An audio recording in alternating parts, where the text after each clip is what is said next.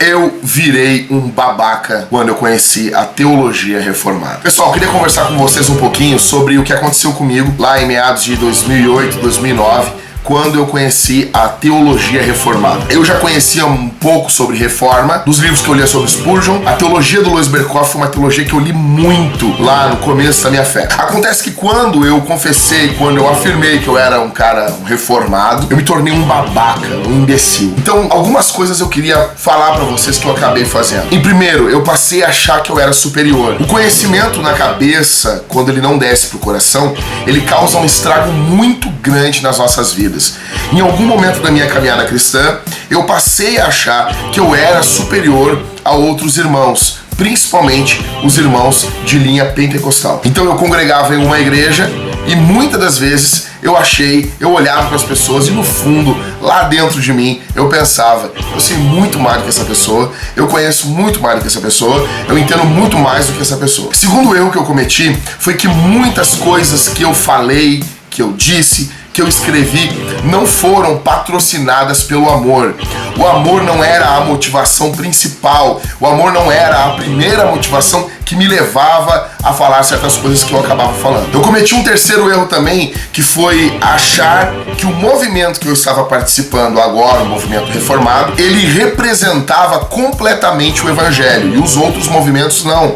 Então eu passei a achar que o movimento reformado era a representação exata daquilo que é evangelho. Com isso, eu acabei caindo no mesmo erro que eu cometia quando eu participava integralmente do movimento pentecostal. Porque o movimento pentecostal, lá no seu cerne, dentro dele, ele também possui um orgulho muito grande. Eu me lembro que eu estava num culto uma vez e um pastor cumprimentou, apresentou na frente de toda a igreja um irmão batista. E ele disse assim: Deus está levantando as igrejas batistas para ajudar a Assembleia de Deus a completar a missão de Deus. Esse pastor estava querendo mostrar que ele amava esse irmão batista, mas na verdade, o que ele estava mostrando para todo mundo ali é que ele se considerava superior. Em quarto, eu passei a acreditar em tudo que vinha da pena ou da boca de um reformado. Ou seja, eu passei a utilizar os reformados como autoridade final em vários assuntos. E quando a gente faz isso, a gente cai num grande problema.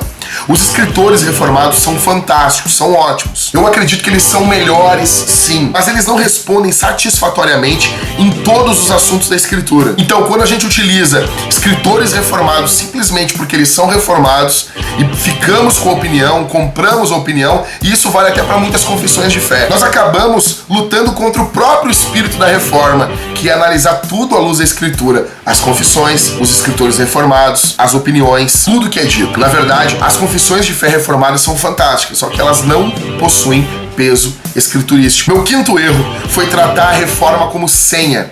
Por exemplo, quando eu conheci uma pessoa, eu não perguntava para ela se ela amava Jesus, se ela tinha nascido de novo, se ela era cristã. Eu perguntava para ela assim: tu é reformada? Tu é calvinista? Esse foi um grande erro que eu cometi. Eu passei a usar a reforma como senha. Esse foi um grande erro meu. O meu sexto erro foi inconscientemente imitar Paul Washer. Paul Washer é um furacão de Deus. Paul Washer é um evangelista, é um homem de Deus. Eu não consigo imaginar ele pastoreando uma igreja. Creio que se ele fosse pastorear uma igreja, ele faria tudo de forma diferente como ele prega nas igrejas. Porém, trazer o Paul Washer para pregar todo domingo na igreja seria um desastre. Se todo domingo ele assumisse o púlpito com aquela noção de fim do mundo, como as coisas estão acabando e eu preciso falar para essas pessoas que vão morrer essa noite, isso seria terrível. E inconscientemente eu fiz isso num período da minha vida. Isso foi catastrófico para minha vida e para a vida das pessoas que andavam comigo. Hoje, lembrando, eu tenho vontade de voltar no tempo, pegar eu pelo cangote e me arrancar do púlpito. Quanta coisa eu falei de forma maldosa. Quanta coisa que eu disse que não foi patrocinada pelo amor, que não foi patrocinada pelo zelo, mas simplesmente patrocinada pela vaidade de querer parecer um homem de Deus, de querer parecer um homem duro, de querer parecer um homem sério. Eu admito que existem assuntos que são sérios, que demandam uma certa energia, que demandam de nós urgência, que demandam de nós muita veemência ao falar. Eu continuo acreditando nisso. Porém, depois de estar pastoreando uma comunidade por mais de 3 anos,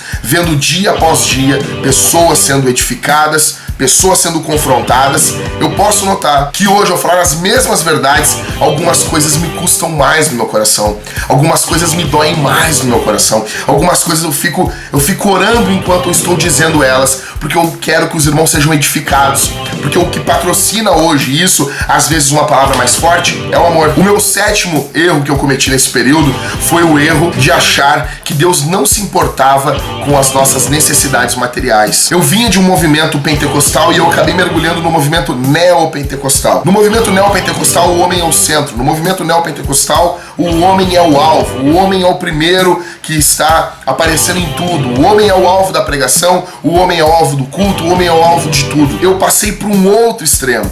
Então eu fui para aquele movimento reformado e eu me foquei, é a glória de Deus, o nome de Deus, é a santidade do nome de Deus, e eu fui para esse outro extremo e parece que nada falava para o homem, entende? Quando na verdade o movimento neopentecostal que é fraco em responder às tristezas e às demandas humanas, porque responde com mentira, não responde com verdade, responde com falso evangelho, responde com falsas promessas, não responde com o evangelho de verdade. Na verdade, o evangelho reformado, ele possui muito mais aplicação prática para a vida do dia a dia. Eu notei estudando a escritura que Deus sim tem interesse nas necessidades materiais dos seus filhos. E agora, pregando uma série sobre a oração do Pai Nosso, ontem na igreja eu expus a parte que Jesus manda nós pedirmos: o pão nosso de cada dia, dá-nos hoje.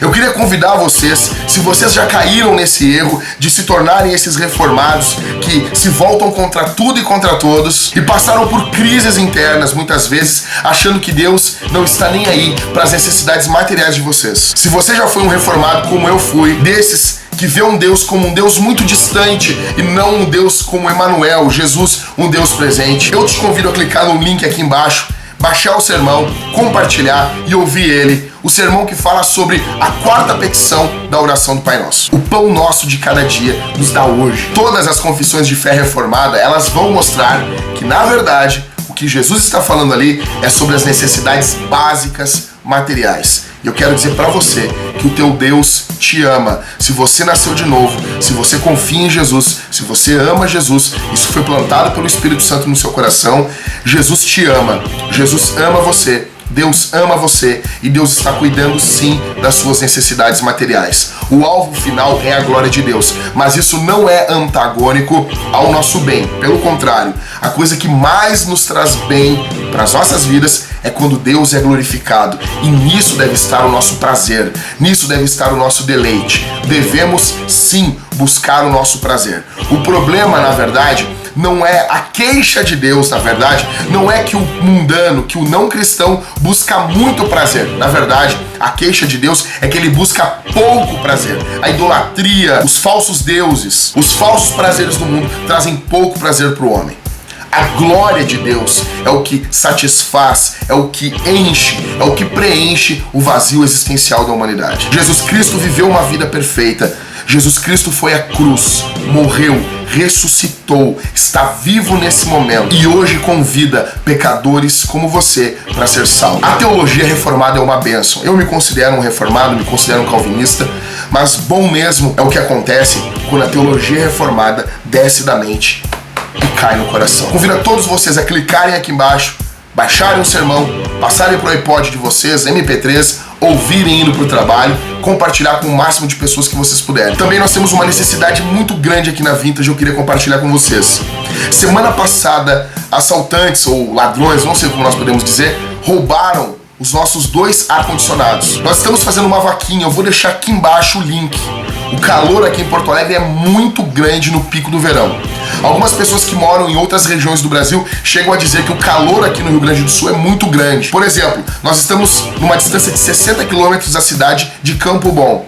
E todo ano, a cidade de Campo Bom, em alguns dias, ela ganha como a cidade mais quente do mundo. É muito quente. Então é muito importante que você nos ajude, clicando aqui embaixo, doando algum valor para nossa vaquinha. Se junte a nós em oração, nos ajude de forma financeira, nós precisamos de ajuda e eu conto com vocês. Se você é abençoado com os meus posts, com os meus vídeos, estou contando com vocês. Um abração. Se você também foi um babaca no começo, quando você conheceu a teologia reformada, coloca aqui embaixo a tua experiência, volta no Facebook quando você viu a chamada pro vídeo, marque seus amigos, coloque ali embaixo Conta um pouquinho da tua história, vamos dialogar, vamos conversar. Prometo responder, olha, nas redes sociais, todos os comentários, tá bom? Posta aí, vamos trocar ideia, vamos conversar. Quero saber um pouquinho da tua história. Um abração, fiquem com Jesus, valeu!